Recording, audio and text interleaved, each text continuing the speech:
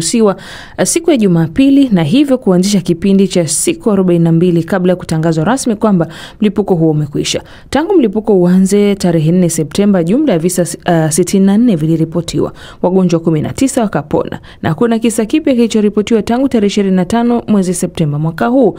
Lakini hali halisi kwa sasa ipoje hasa eneo la Mashariki linalokabiliana na vita? Nimezungumza na Dr. Baraka Musombwa Joseph kutoka mashirika ya kiraia pamoja na Remi Mbelechi, raia wa Mashariki ya Kongo, ambaye anaanza kwa kueleza hali ya ugonjwa wa Ebola katika eneo hilo.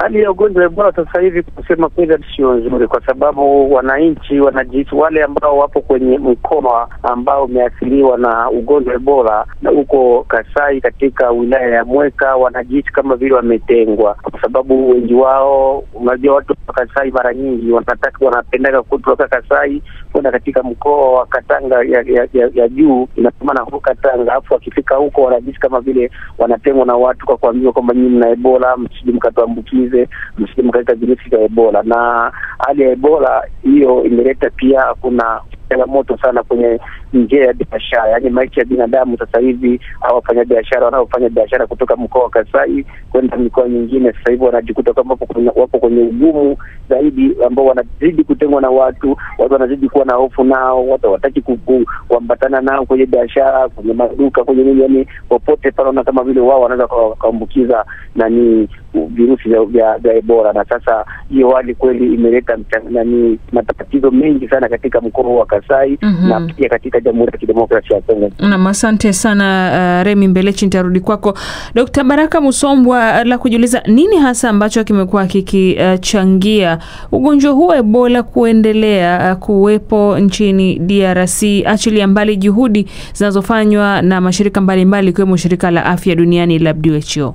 Ugonjwa wa Ebola hapa katika Jamhuri ya Kidemokrasia ya Kongo, kwanza mimi mwenyewe nikiwa katika mji wa Bukavu ambako kumekuwa kabisa eka ya vita kulingana na mapambano ambayo imekuwa ikiendelesha huko Mashariki ya Kidemokrasia ya Kongo kati ya wa M23 pamoja na serikali. Na mimi kama vile daktari tena mkuu wa mashirika za kiraia, nimeona kwamba ni hiyo kabisa vita ilikuwa chanjo cha kuendelesha kabisa hiyo virusi ya Ebola. Ni kusema watu wamekuwa wakikimbia na kisha kukimbia watu wamekuwa fasi moja, wamelala fasi pabaya, wameambukiziana virusi vya Ebola, na hiyo inaleta kwamba imepata kuendelea katika Mashariki ya Jamhuri ya Kidemokrasia ya Kongo. Ni kusema hiyo kukimbia watu imefikia kwamba watu wamekuwa fasi moja, na wakati wanapokuwa fasi moja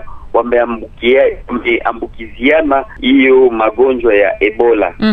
Juhudi zipo kiasi gani? Ukitazama kuna juhudi kiasi gani za kuweza kudhibiti maambukizi haya ya ugonjwa wa Ebola? Kama ulivyosema vita vinachangia, lakini nyinyi kama mashirika ya kiraia, ukiwa pia kama mtaalamu wa madaktari, unadhani kuna juhudi ambazo zinafanywa ili kuweza kusaidia Ebola isiendelee kusambaa zaidi hapo DRC? Kitu ambayo sisi kama vile mashirika ya kiraia tunaomba ni kwamba vita ingeliisha, ni kwamba salama ikue, wakati ambako amani imekuwa na wakati ambako wakimbizi wamerudi kila mtu kwenye nyumba yake. Hiyo itasaidia kabisa kupunguza hiyo maambukizi ya magonjwa ya Ebola. Watu watakapokuwa hawalale tena fasi moja, hawalale katika conditions za mbaya, kila mtu atakuwa amerejea nyumbani kwake, hiyo itakuwa imepunguza kabisa. Asante Dr. Baraka. Remi Mbelechi, narudi kwako. Pengine maisha ya kawaida yameathiriwa kwa kiasi gani hasa baada ya mlipuko huu wa ugonjwa wa Ebola? Tunajua pia kuna vita hapo DRC. Ndio, DRC kusema kweli ugonjwa wa Ebola na vita pia inakuwa kama vile vita vya pili. Na hali ya maisha kama mkoa wa Katanga juu, ambapo sasa hivi mimi nipo katika jiji la Lubumbashi, niliwahi kushuhudia mwananchi ambaye alikuwa anatoka huko Kasai, na huyo mtu alitaka kuingia sokoni na akaanza kutengwa na watu. Ila nilipenda kitu ambacho serikali ilijitahidi, madaktari walikuwa nahamasisha watu na kuambia watu kwamba msiwatenge watu, yani msiwanyanyapae. Tuangalie upatikanaji wa huduma za afya hapo DRC. Ni mrahisi kiasi gani ama unamsaidia kwa kiasi gani mwananchi wa kawaida ili aweze kupata huduma za kimatibabu lakini pia kupambana na magonjwa ikiwemo Ebola? kama vile madaktari tunaendelea tukifanya ni kwamba huduma imekuwa dhaifu kwa wakati huu, na udhaifu ni kwamba watu hawana pesa, hakuna mabanki, watu hawana kabisa uhuru, na huduma zetu sisi kama vile waganga, yani madaktari ambao tumekuwa tukitunza watu, ni kusema hatupate kabisa vifaa ya kutunza watu. Vifaa havipatikani sababu hakuna salama. Kunakuwa wapiganaji ambao wamekuwa wakifunga manjia, na hapo kabisa madawa na vifaa mengine ya hospitali havifiki kabisa kwa haraka. Inafanya kwamba watu wapate kukosa kabisa kupata dawa na kupata huduma ya uganga, yani ya matunzo kwa kawaida, na madawa yasipatikane, vifaa mbalimbali yasipatikane. Hata wakati fulani unakutana wagonjwa wamoja wamekufa kwa sababu ya kukosa matibabu nzuri, na hiyo yote imetokana na vita.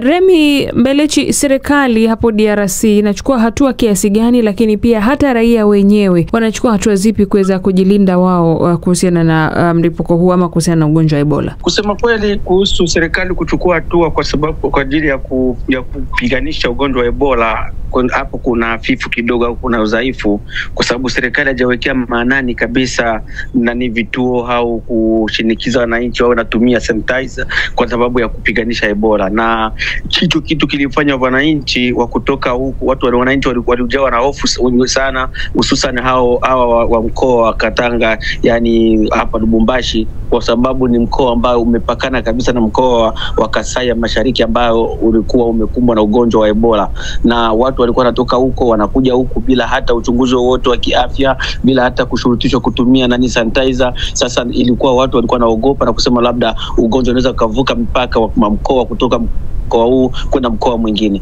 Serikali ya Kongo kusema kweli uzao zote wamewekea kwenye masuala ya vita mashariki mwa nchi, na walisahau kama Ebola pia ni vita vingine, kwa sababu Ebola inaua, vita pia risasi pia zinaua, na serikali ilionekana kama vile imepuzia mbali. Kwanza watu ambao walikuwa wanatumia nguvu sana ni WHO ambao hapa Kongo tunaita OMS, ndo walikuwa na jitahidi kwenye maredio kwenye nini, ila kusema kweli tu kuona shinikizo kabisa la serikali au wizara ikiwa inafanya matangazo kuambia watu kuna ugonjwa. Hata wengine walikuwa hawajui, au sasa hivi wengine hawajui kama nchini hapa kuna Ebola, kuna ugonjwa ambao unaitwa Ebola upo sasa hivi nchini hapa. Wengine hawajui kabisa kwa sababu ya hafifu wa matangazo upande wa serikali. Ni kusema wakati ambako amani ilikuwa pale, tutafanya hiyo masensibilisation, hiyo kufundisha watu, kuwashauria jinsi ya kupata kuepuka mpox na kupata kuepuka Ebola, itakuwa imesaidia. Sasa ugonjwa imeendelea sababu kuna mafundisho na kuna kabisa kukamata hiyo magonjwa, kuitunza kabisa kwa kindani, sababu dawa hazifiki kwa wakati na vita imekuwa ikizuia vitu vingi.